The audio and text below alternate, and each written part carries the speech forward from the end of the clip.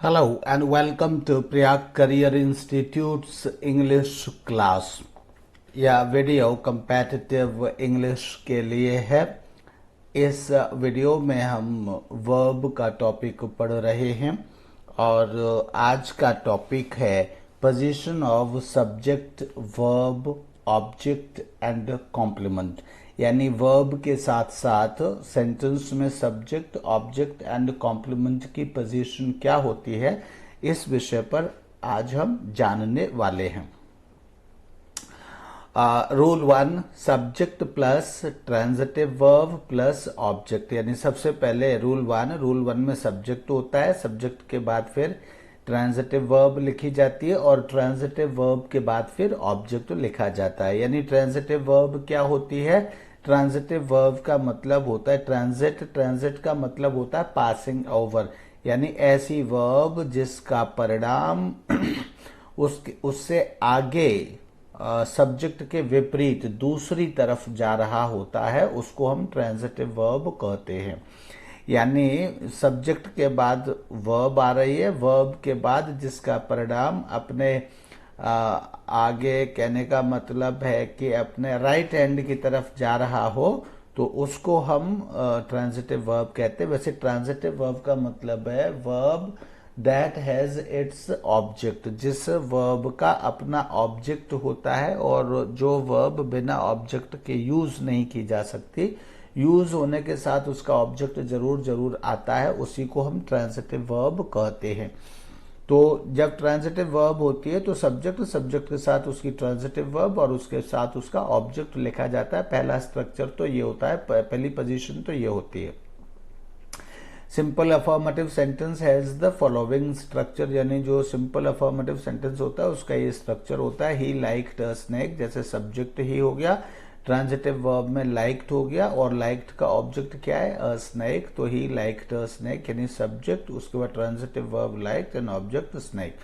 She loves her home, यहाँ भी she subject हो गया, लव्स इसकी वर्ब हो गई और होम इसका ऑब्जेक्ट हो गया। तो जो स्ट्रक्चर यहाँ पर रूल 1 में दिया गया है वो यहाँ पर वेरीफाई हो गया। दूसरा रूल है सब्जेक्ट के बाद ट्रांजिटिव वर्ब, ट्रांजिटिव वर्ब के बाद फिर ऑब्जेक्ट, इनडायरेक्ट ऑब्जेक्ट और उसके बाद ऑब्जेक्ट डायरेक्ट। यानी कि सब्जेक्ट ट्रांजिटिव वर्ब के दो ऑब्जेक्ट भी होते हैं, एक होता है डायरेक्ट ऑब्जेक्ट, एक होता है इनडायरेक्ट ऑब्जेक्ट। अब इसमें बात आती है कि डायरेक्ट ऑब्जेक्ट क्या होता है। तो डायरेक्ट ऑब्जेक्ट उस ऑब्जेक्ट या नाउन को कहते हैं जिस पर सीधा प्रभाव, वर्ब का सीधा प्रभाव या परिणाम आता है या प्रभाव पड़ता है।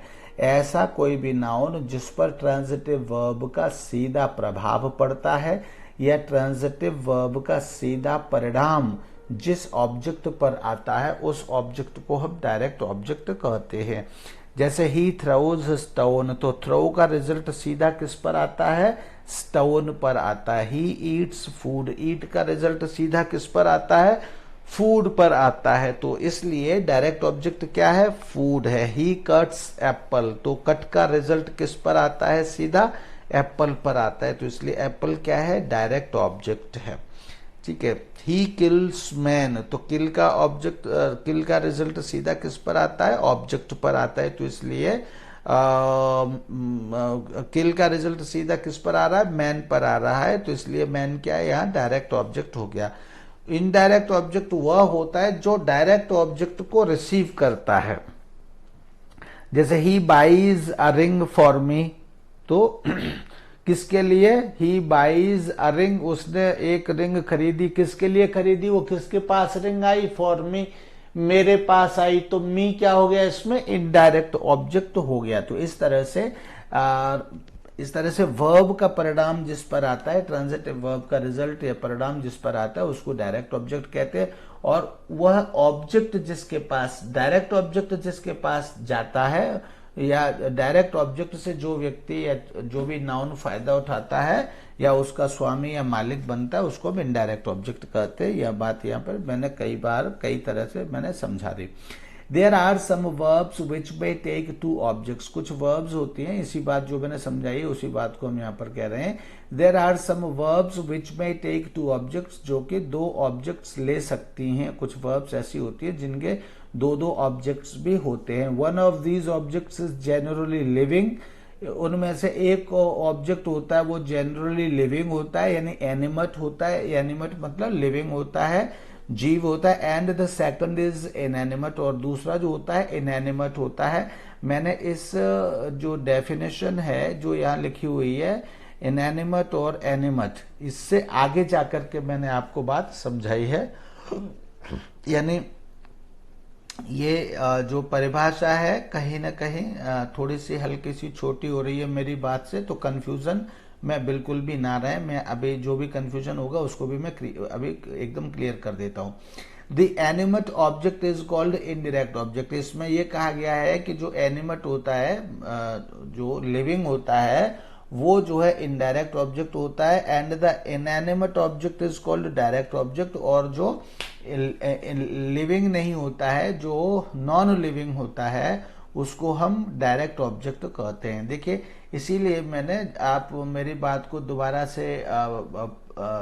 से इसको प्ले करके सुनेंगे वीडियो को, तो मैंने इसीलिए एक एग्जाम्पल लिया है, ही किल्स अ मैन। तो ही किल्स अ मैन में जो मैन है वो लिविंग है, लेकिन इसके बाद भी किल का ऑब्जेक्ट है, तो यहाँ मैन को डायरेक्ट ऑब्जेक्ट कहेंगे, ना कि इनडायरेक्ट ऑब्जेक्ट कहेंगे। तो इसलिए मैंने आपको जो बताया डेफिनेशन डायरेक्ट ऑब्जेक्ट और इनडायरेक्ट ऑब्जेक्ट का, इसको ध्यान रखिए। हालांकि ये भी अपने आप में ठीक है, लेकिन ये सिर्फ ऐसे ही है जैसे बच्चों को समझाने के लिए यूज की जाती है, उस तरह के ये लाइंस हैं। तो इससे भी आगे जाकर के मैंने आपको ऐसी मतलब डेफिनेशन बताई है जो कि आप कभी, आपको भूलना नहीं चाहिए, और हमेशा कभी कंफ्यूजन नहीं आएगा अगर जो मैंने अभी आपको डेफिनेशन बताई है। और वह यह कहा है कि वर्ब का रिजल्ट जिस पर आता है वो डायरेक्ट ऑब्जेक्ट होता है, और डायरेक्ट ऑब्जेक्ट को जो रिसीव करता है, जो इसका मालिक बनता है या जिसके लिए डायरेक्ट ऑब्जेक्ट होता है, वह हमेशा इनडायरेक्ट ऑब्जेक्ट होता है। यानी डायरेक्ट ऑब्जेक्ट से जो प्रॉफिट कमाता है वह इनडायरेक्ट ऑब्जेक्ट होता है। ठीक है, तो यहाँ पर लिविंग और नॉन लिविंग की बात भी नहीं आती है, लेकिन वो समझाने के स्तर से ठीक है, लिविंग और नॉन लिविंग की।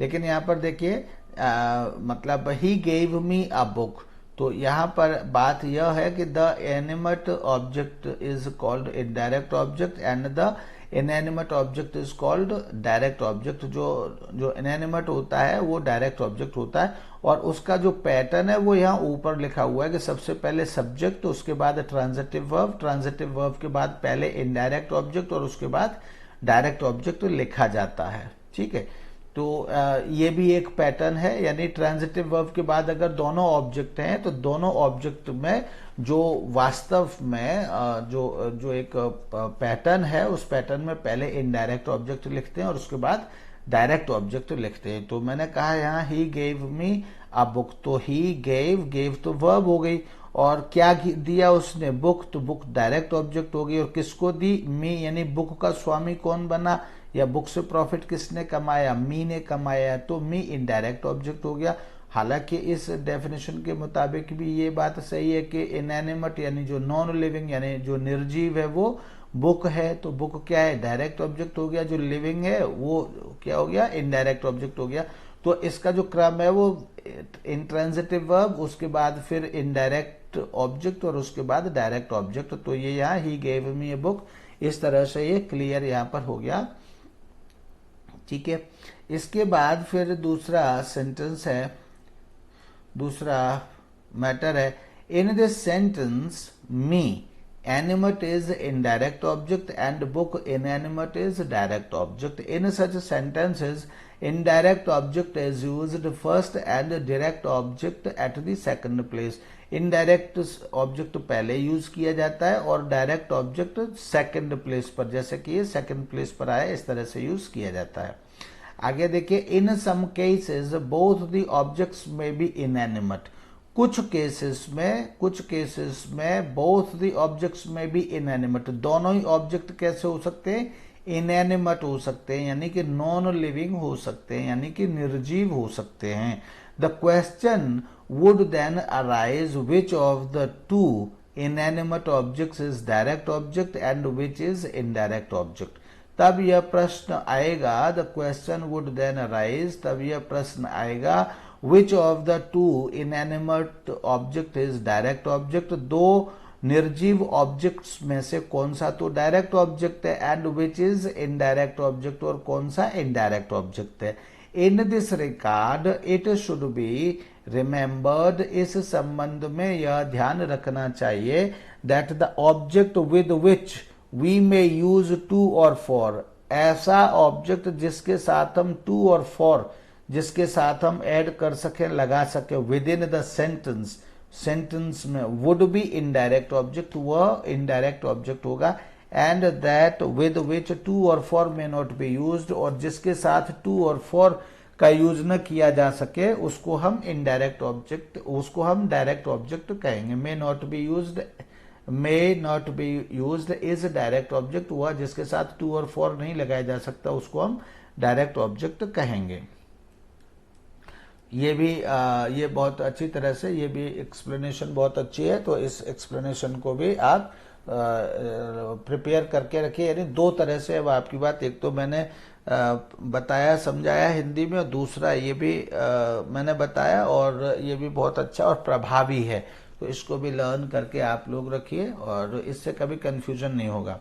आगे देखिए, he has given his car a new look, तो यहाँ पर कार भी इनएनिमेट है और न्यू लुक ये भी इनएनिमेट है, तो इसलिए he has given his car क्या है, यहाँ इनडायरेक्ट है, और न्यू लुक क्या है, डायरेक्ट है।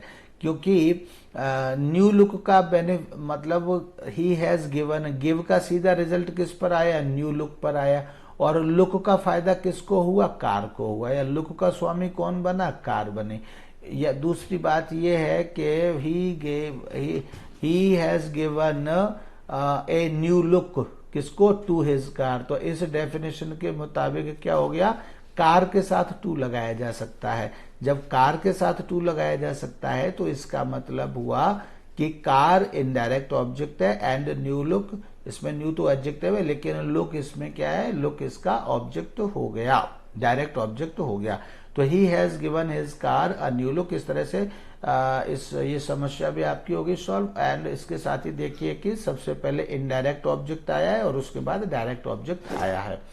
We have given your village a new approach road, तो यहां भी देखिए विलेज इनडायरेक्ट ऑब्जेक्ट है एंड अप्रोच डायरेक्ट ऑब्जेक्ट है, क्योंकि गिव का रिजल्ट किस पर आया है, अप्रोच पर आया है। एंड इस अप्रोच का स्वामी या प्रॉफिट, स्वामी कौन बनेगा या इसका प्रॉफिट कौन कमाएगा, वो ये विलेज कमाएगा, तो विलेज क्या है, इनडायरेक्ट ऑब्जेक्ट हो गया। दूसरी बात है कि we have given a new approach road, किसको, टू विलेज, यानी टू किसके साथ ऐड हो रहा है, ये कहा कि जिसके साथ टू और फॉर ऐड हो सके, तो टू किसके साथ ऐड हो रहा है, विलेज के साथ ऐड हो रहा है, इसलिए ये इनडायरेक्ट ऑब्जेक्ट है। एन अप्रोच रोड ये डायरेक्ट ऑब्जेक्ट है। इन दोनों सेंटेंसेस में भी पहले इनडायरेक्ट ऑब्जेक्ट लिखा गया और उसके बाद डायरेक्ट ऑब्जेक्ट लिखा गया, तो इसका जनरल रूल क्या है, जनरल रूल यही है कि सब्जेक्ट के बाद फिर ट्रांजिटिव वर्ब के बाद फिर उसका इनडायरेक्ट ऑब्जेक्ट, और इनडायरेक्ट ऑब्जेक्ट के बाद फिर डायरेक्ट ऑब्जेक्ट लिखना चाहिए। This is the rule. In the first of these two sentences, we can use to before the object his car.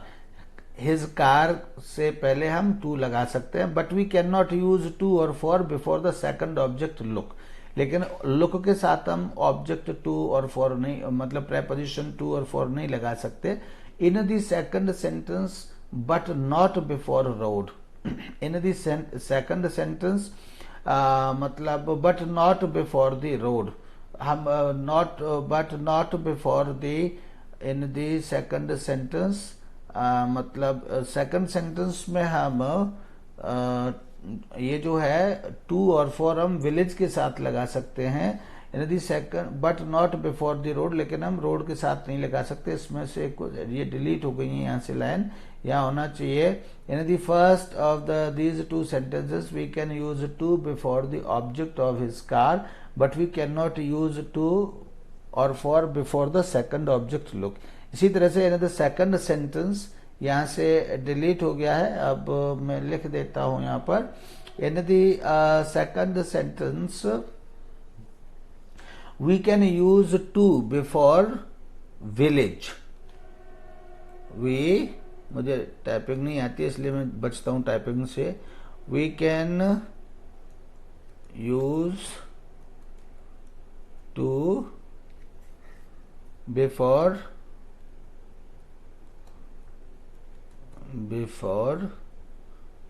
Village, before your village, before YOUR, before your VILLAGE, before your village, right. So in the second sentence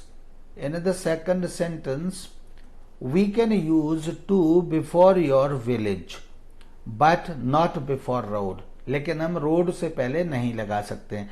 Therefore in these two sentences car and village are indirect objects, इसलिए ये car and village क्या है, इसलिए ये indirect objects हैं। And look and road are direct objects, और road और look जो है वो डायरेक्ट ऑब्जेक्ट्स हैं। And now the question is whether direct object should be used first or the indirect one in such cases। अब ये question आता है कि पहले डायरेक्ट यूज करना चाहिए या इनडायरेक्ट यूज करना चाहिए। हालांकि इनडायरेक्ट ही हमने अभी तक यूज किया है, तो अब ये इस केस में इन सच केसेस अब इस तरह से the general rule as we have said above, जैसा कि ऊपर कहा जा चुका है, is that indirect object comes first and the direct object late. मतलब सबसे पहले डायरेक्ट ऑब्जेक्ट आता है एंड उसके बाद में फिर सबसे पहले इनडायरेक्ट ऑब्जेक्ट आता है, उसके बाद डायरेक्ट ऑब्जेक्ट आता है। डायरेक्ट ऑब्जेक्ट कम्स लेटर और डायरेक्ट ऑब्जेक्ट बाद में आता है। But over and above this rule, लेकिन इस रूल से भी ऊपर, rule 2 more points should be kept in mind, but over and above this rule 2 more points should be kept in mind। दो और रूल याद रखने चाहिए। ऊपर बताए हुए रूल के अलावा भी दो रूल हमेशा याद रखने चाहिए। सबसे पहले तो जनरल रूल तो यही है कि इनडायरेक्ट ऑब्जेक्ट पहले आता है और डायरेक्ट ऑब्जेक्ट बाद में आता है, यह ऊपर बताया भी जा चुका है। लेकिन इस रूल के अलावा भी दो रूल हमेशा याद रखने चाहिए। वो रूल्स क्या है? The object to which we want to give more importance should be used first, यानी जिस ऑब्जेक्ट को हम सबसे ज्यादा इंपॉर्टेंस देना चाहते हैं उसको सबसे पहले यूज करना चाहिए।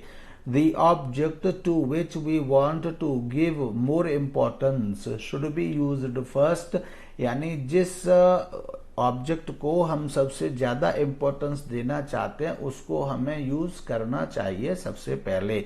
With the change of emphasis, the sense of the whole sentence also changes a little। With the change of emphasis यानी change के प्रभाव से the sense of the whole sentence also changes a little। पूरे sentence का भी meaning जो है थोड़ा सा, मतलब पूरा तो नहीं लेकिन थोड़ा सा चेंज हो जाता है। Look at the following sentence, इस सेंटेंस को देखिए, ही गेव मी अ बुक। इसका मतलब हुआ, इस सेंटेंस का मतलब हुआ, in this sentence the emphasis has been laid on me. इसका जो एम्फोसिस है यानी जोर है, फोर्स है, वो मी पर दिया गया है। ही गेव मी अ बुक, क्योंकि मी पहले आया है तो इसलिए मी पर इसका फोर्स दिया गया है। तो he gave me has been laid on me, me पर इसका जो एम्फोसिस है यानी फोर्स है वो डाला गया है, यानी जोर डाला गया है। Because it has been used as the first object, क्योंकि इसको फर्स्ट ऑब्जेक्ट के रूप में यूज किया गया है। द सेंटेंस देयरफॉर मीन्स, इसलिए सेंटेंस का यानी वाक्य का इसलिए अर्थ होता है that he gave the book to me alone, कि उसने केवल मुझको बुक दी, एंड टू नन एल्स, और किसी को उसने बुक नहीं दी, यानी that he gave the book to me alone, केवल उसने मुझको बुक दी, एंड टू नन एल्स, यानी और किसी को बुक नहीं दी उसने। But if we write the same sentence thus, लेकिन अगर हम यही सेंटेंस इस तरह से लिखते हैं, he gave a book to me, यानी उसने, इस तरह से हमने लिखा he gave a book to me, अगर इस तरह से इसी सेंटेंस को हम लिखते हैं, he gave me a book को he gave a book to me, अगर इस तरह से लिखते हैं तो इसका मतलब हो जाता है now the emphasis has been changed from me to book, और अब जो एम्फोसिस है वो बुक से हटकर, मी से हटकर के बुक पर आ गया है। The sentence now means that he gave me only a book and nothing else. अब इसका मतलब हो गया कि उसने केवल मुझे बुक दी और कुछ नहीं दिया। तो इसका एक तो ये मतलब हुआ।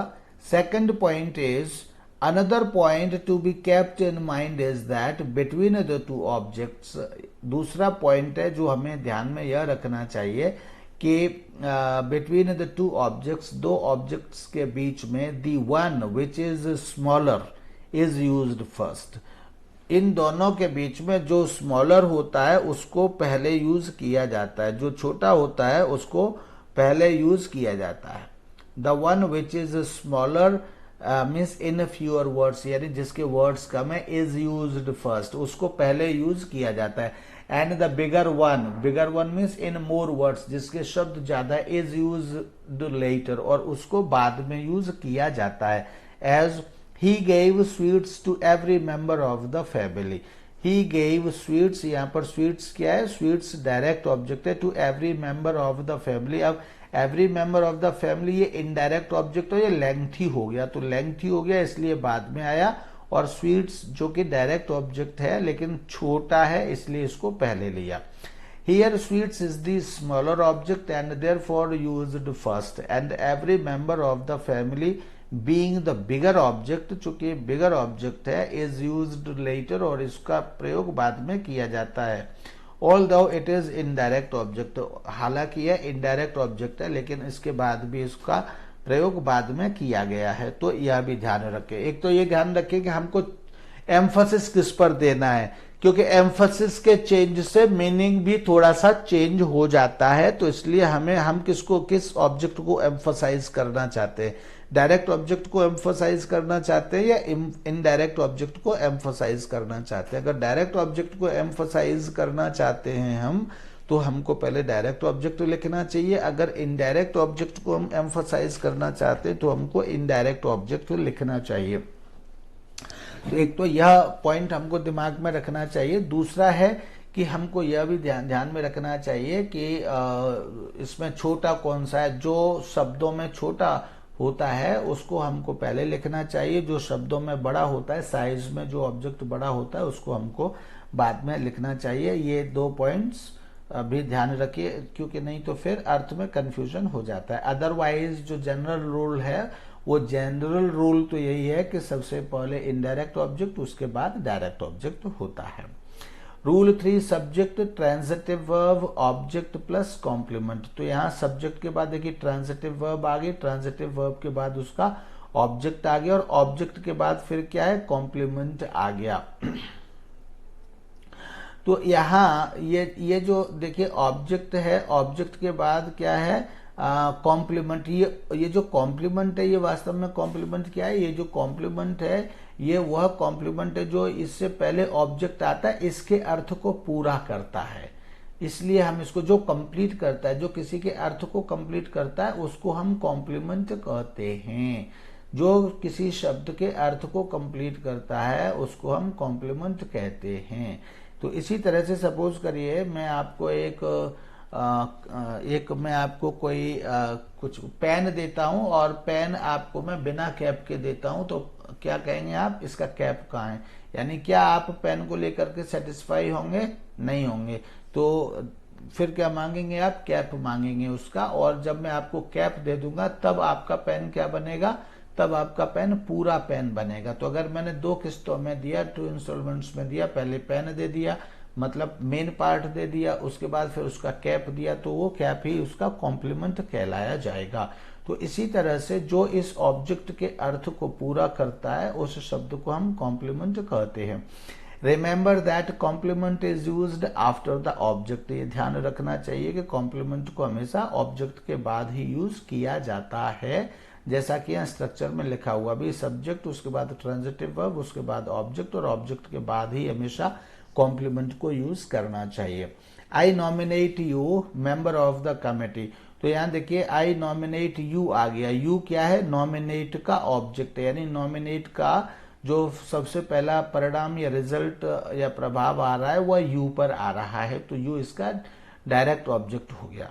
अब इस क्या नॉमिनेट किया है यू को, तो ये जो वर्ब है ये ऐसी है कि सिर्फ यू को यूज करके ये इससे मीनिंग क्लियर नहीं होता है। तो I nominate you, what do you nominate me, तो member of the committee. Member of the committee क्या हो गया? इसका कॉम्प्लीमेंट हो गया, इसलिए तो ये कॉम्प्लीमेंट कब आएगा? ऑब्जेक्ट के बाद आएगा।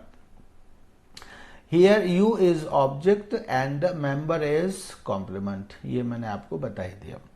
Rule 4 causative verbs. Causative verbs वो होती है, इनको हिंदी में हम प्रेरणात्मक वर्ब्स कहते हैं, और ये यूज ऑफ हैव का जो कॉजेटिव सेंस पढ़ाया था उसमें मैंने इसको डिटेल में आपको बताया है कि कॉजेटिव वर्ब्स क्या होती हैं। तो कॉजेटिव वर्ब्स उसमें जाकर के हैज हैव के यूज में जाकर के एक बार इसको सुना जा सकता है कि कॉजेटिव वर्ब्स क्या होती हैं। कॉजेटिव वर्ब्स जो कॉज बनने का कारण करती हैं, प्रेरणात्मक वर्ब्स या क्रिया, इनको हम हिंदी में कहते हैं। एंड ऐसी वर्ब्स जो मतलब ऐसी वर्ब्स जो मतलब एक प्रेरणा के रूप में काम करती हैं, यानी कि उसमें कोई काम खुद न करके किसी दूसरे व्यक्ति के द्वारा कराया जाता है। चलिए अभी सेंटेंसेस आ रहे हैं, इसमें मैं आपको बताता हूँ। तो causative verbs are those in which the subject itself does not act. Causative verbs वो होती हैं जिनमें कि सब्जेक्ट खुद कोई काम नहीं करता है, बट कॉजेज समथिंग और someone else to act on its behalf, लेकिन दूसरे व्यक्ति को कॉज करता है, यानी दूसरे व्यक्ति से कहता है, हायर करता है या फोर्स करता है to act on its behalf, उसके बिहाफ पर, यानी उसकी ओर से वह जो दूसरा व्यक्ति है उसको उस काम को करे। The structure of these sentences is as follows. इसका जो स्ट्रक्चर होता है ऐसे सेंटेंसेस का वो इस प्रकार से होता है, यानी जनरली तो आपने पढ़ा कि सब्जेक्ट ट्रांजिटिव वर्ब, उसके बाद फिर ऑब्जेक्ट होता है। अगर दो ऑब्जेक्ट हैं तो सब्जेक्ट प्लस ट्रांजिटिव वर्ब, उसके बाद फिर इनडायरेक्ट ऑब्जेक्ट, उसके बाद डायरेक्ट ऑब्जेक्ट। अगर दो ऑब्जेक्ट हैं तो अब दोनों ऑब्जेक्ट्स में पहले कौन सा और किसको बाद में, तो जनरल रूल यही है कि सबसे पहले सब्जेक्ट ट्रांजिटिव वर्ब, उसके बाद में इनडायरेक्ट ऑब्जेक्ट और उसके बाद डायरेक्ट ऑब्जेक्ट। उसके बाद अगर और भी कुछ चाहते हैं तो जनरल रूल तो यही है, लेकिन इसके बाद भी अगर शिफ्ट करना चाहते हैं तो कर भी सकते हैं, उसमें कोई समस्या नहीं। लेकिन दो बातों का ध्यान रखना चाहिए। एक तो यह ध्यान रखना चाहिए कि जिस ऑब्जेक्ट पर आप को एम्फसाइज कर रहे हैं या एम्फसिस पुट कर रहे हैं उसको आप पहले लिखते हैं, और जिस पे एम्फसाइज नहीं कर रहे हैं उसको बाद में आप लिखते हैं। और एम्फसाइज करने से सेंटेंस का थोड़ा सा मतलब बहुत कम ही होता है, लेकिन मीनिंग हल्का सा चेंज होता है उसका। दूसरा यह ध्यान रखना चाहिए कि डायरेक्ट मतलब जो छोटा ऑब्जेक्ट है, फिर वो चाहे डायरेक्ट हो चाहे इनडायरेक्ट हो, जो छोटा ऑब्जेक्ट है गिनती में या संख्या में या शब्दों की संख्या में वह पहले, और जो बड़ा ऑब्जेक्ट है यानी उसको बाद में लिखना चाहिए। तो जनरल रूल तो ये सब यहाँ तक रूल नंबर 3 तक आपकी समझ में 2 तक आ गया। रूल 3 में क्या है? रूल 3 में ट्रांजिटिव वर्ब के बाद फिर ऑब्जेक्ट, और अगर ऑब्जेक्ट का कॉम्प्लीमेंट भी है तो वह कॉम्प्लीमेंट ऑब्जेक्ट के बाद आता है, यह भी आपने समझ लिया। अब कॉजेटिव में देखिए, कॉजेटिव में क्या है? सब्जेक्ट प्लस मेक और gate plus have plus object plus remaining part, ऐसे होता है। या थोड़ा सा इसमें ये देखिए, इसमें जो जैसे he made him run away, तो ये मेक आता है और मेक के बाद यहाँ डूअर आता है, डूअर के बाद फिर यहाँ पर first form of the verb आती है। ये पॉजिटिव वर्ब्स दो तरह के होते हैं, एक तो वो होता है जिसमें मेक यूज करते हैं केवल, एक वो होता है जिसमें गेट या हैव यूज कर लेते हैं। तो जब मेक यूज करते हैं तब यहाँ ऑब्जेक्ट जो होता है वो डूअर होता है, यानी काम करने वाला होता है, और इसके बाद यहाँ पर जो रिमेनिंग पार्ट है, यहाँ पर first form of the verb आती है। जैसे इसमें देखिए सब्जेक्ट, उसके बाद मेड, मेड के बाद ऑब्जेक्ट, ये वाला ऑब्जेक्ट ये हिम है, एंड इसके बाद रिमेनिंग पार्ट जहाँ लिखा हुआ है वहां पर ये रन लिखा हुआ है, तो he made him run away, इस तरह से। यानी या इसका टेंस बदलता रहेगा, लेकिन ये हमेशा first form of the verb ही रहेगी, क्योंकि इसको हम यहाँ इन्फिनेटिव मानते हैं। तो एक तो ये होता है कॉजेटिव वर्ब, एज ये वो सेंटेंसेस होते हैं जिनमें हम ये कहते हैं कि मैं तुम्हें हंसाता हूँ, मैं तुम्हें रुलाता हूँ, वह मुझे दौड़ाता है, वह मुझे नहलाता है, वह मुझे कुदाता है, वह मुझे नचाता है। तो ऐसे सेंटेंसेस इस फॉर्मूला से या इस ट्रिक से बनाए जाते हैं। दूसरा सेंटेंस, दूसरे वो होते हैं जिसमें गेट या हैव लगाया जाता है। तो इसमें आई गॉट हिम डिसमिस्ड, यानी मैंने उसको डिसमिस करवाया, ये होता है। तो जहां मैंने ये कहा था कि यहाँ पर डूअर आता है, वहां डूअर की जगह पर या इसमें गेट में जो होता है वो डायरेक्ट ऑब्जेक्ट होता है, यानी इस पर काम किया जाता है, खुद काम नहीं करता है बल्कि इस पर ही कोई काम किया जाता है। जैसे आई गॉट हिम डिसमिस, तो डिसमिस होने का काम इस पर किया गया। इसी तरह से he had the orders pass, यानी ऑर्डर के जो पास हुआ काम, वो जो है ऑर्डर्स पर हुआ। तो यहाँ इसका मतलब हुआ कि उसने ऑर्डर पास करवाया। तो यहाँ पर तो इतना ही इसी तरह से बताया जा सकता है, लेकिन कॉजेटिव वर्ब्स को और आगे पढ़ना है तो अभी कॉजेटिव वर्ब्स में learn to write and speak English में कॉजेटिव वर्ब्स पढ़ाऊंगा, उसमें एक एक करके समझा जा सकता है। या फिर causative verbs use of have as an auxiliary verb में जाकर भी कॉजेटिव वर्ब्स के बारे में समझा जा सकता है। यूज ऑफ हैव ये आपका लगभग 18-19 लेसन है, तो वह मैं समझता हूँ कि 14-15 लेसन है। 14-15 एपिसोड या लेसन या वीडियो नंबर में आप देख करके आप उसको प्लेलिस्ट में जा करके पढ़ सकते, मीन्स ढूंढ सकते हैं, और उस यूज ऑफ हैव को आप बहुत अच्छे से पढ़ेंगे, देखेंगे तो आपकी समझ में पूरा आ जाएगा। रूल 5, वर्ब प्लस प्रेपोजिशन और एडवर्ब प्लस नाउन। तो रूल 5 में क्या है? रूल 5 में यह है कि अगर कोई वर्ब है, वर्ब के बाद प्रेपोजिशन या एडवर्ब है, तो उसके बाद फिर नाउन लिखा जाता है। जैसे there are some sentences in which the verb is used along with some preposition. कुछ सेंटेंसेस ऐसे होते हैं जिनमें वर्ब के साथ उनके साथ प्रेपोजिशन भी यूज होती है, ठीक है। जैसे एडवर्ब या फिर एडवर्ब भी यूज होता है, जैसे अप है, ऑन है, ऑफ है, इन है, डाउन है, आउट है, ये सब प्रेपोजिशंस या एडवर्ब्स हैं। तो ये सभी वर्ब के साथ यूज होते हैं। जैसे आपने पढ़े होंगे बहुत से, कॉल ऑन, पुट ऑन, इस तरह के। तो at the same time the verb also has a noun, और उसके साथ, उस नाउन के साथ कोई वर्ब, उस वर्ब के साथ कोई नाउन भी होता है। At the same time the verb also has a noun, यानी जिस वर्ब के साथ में वो एडवर्ब या जो प्रेपोजिशन लगे हुए हैं उसी के साथ एक नाउन भी होती है, और अ प्रोनाउन भी होता है फॉर इट्स ऑब्जेक्ट, इसके ऑब्जेक्ट के रूप में। Now the question is whether the preposition adverb और adverb is to be used earlier, यानी पहले प्रेपोजिशन और एडवर्ब को यूज किया जाना चाहिए, और द ऑब्जेक्ट, या फिर नाउन प्रोनाउन यानी ऑब्जेक्ट को पहले यूज करना चाहिए। For this the general rule is that, इसके लिए जनरल रूल तो यह है that if the object is small, कि अगर कोई ऑब्जेक्ट स्मॉल है, अब वन वर्ड ओनली, और वह ऑब्जेक्ट केवल एक ही शब्द का है, it should be used before the preposition, तब तो यह प्रेपोजिशन या एडवर्ब से पहले यूज किया जाना चाहिए। But if the object contains more words, लेकिन अगर ऑब्जेक्ट में ज्यादा शब्द हैं, it should be used after the preposition, तब यह प्रेपोजिशन या एडवर्ब के बाद में यूज किया जाना चाहिए।